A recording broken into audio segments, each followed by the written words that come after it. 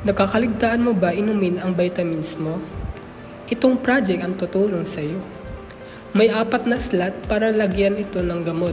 Nakadepende sa iyong setup ang pag-alarm ng gamot. Pwede mo iset sa seconds, minute, or hours. Sinet ko siya sa seconds para madali kong maipakita sa inyo. Itong project na to ay malaking tulong kung may pamilya kayong matanda, palaging nakakaligtaan yung gamot.